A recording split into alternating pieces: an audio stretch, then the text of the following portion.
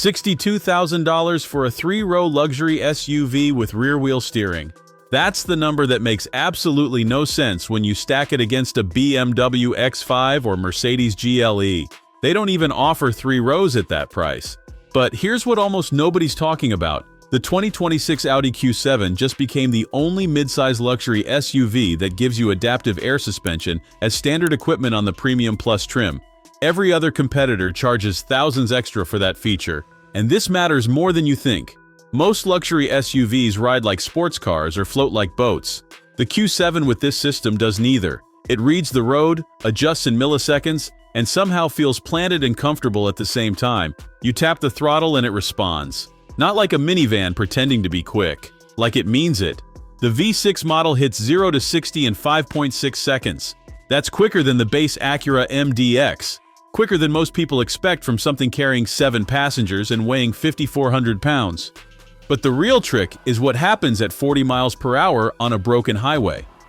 The suspension tightens up on smooth sections. Then the moment you hit rough pavement, it softens just enough to absorb the impact without turning the cabin into a bounce house. You don't feel it working. You just notice everything else got smoother. Here's where it gets interesting. Audi added rear-wheel steering to every Prestige trim for 2026. That means the rear wheels turn slightly opposite to the front at low speeds, making parking easier. Then at highway speeds, they turn with the front wheels for better stability. This is the kind of tech that usually shows up on six-figure SUVs. It's standard here for $76,900. And nobody's really noticing because everyone's obsessed with electric vehicles and plug-in hybrids right now. The Q7 just quietly became one of the best value plays in the segment.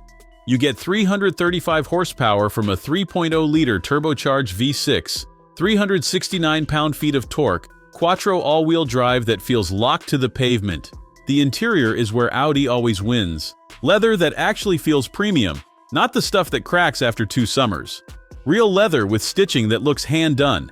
A 12.3-inch digital cockpit that responds instantly. No lag, no frozen screens while you're trying to skip a song. And the new Sport Plus package? Ventilated massaging seats, extended leather everywhere, red accents, sport-tuned air suspension.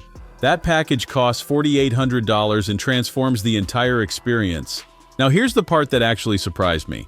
The 4-cylinder Q7 45 starts at $62,000. Same adaptive air suspension on Premium Plus, same tech, same 3 rows, 261 horsepower from a 2.0-liter turbo engine, and it tows 4,400 pounds. That's enough for a small boat or a decent camping trailer. The V6 tows 7,700 pounds, which puts it in proper weekend warrior territory. Most competitors can't touch that capability at this price point. The third row isn't huge. Let's be honest, it's for kids or short trips, but you can fold it flat with one touch, and suddenly, you've got 69.6 cubic feet of cargo space. The only real drawback? It's been 10 years since this generation launched. Audi's kept it fresh with updates, but a BMW X5 feels newer because it is newer. Still, if you want 3 rows, adaptive air suspension, rear-wheel steering, and legitimate performance for under $70,000, nothing else in the segment delivers this combination. So what would make you choose this over the usual German suspects? Drop a comment. And next time, we're taking a look at something completely different. A performance SUV that shouldn't exist but somehow does, and it's faster than most sports cars. You won't want to miss that one. Thanks for watching. If you enjoyed this video, hit that like button and subscribe for more content just like this. Leave a comment below with your thoughts or questions. I read every single one. And don't forget to click the bell icon to get notified about my next upload. See you in the next video.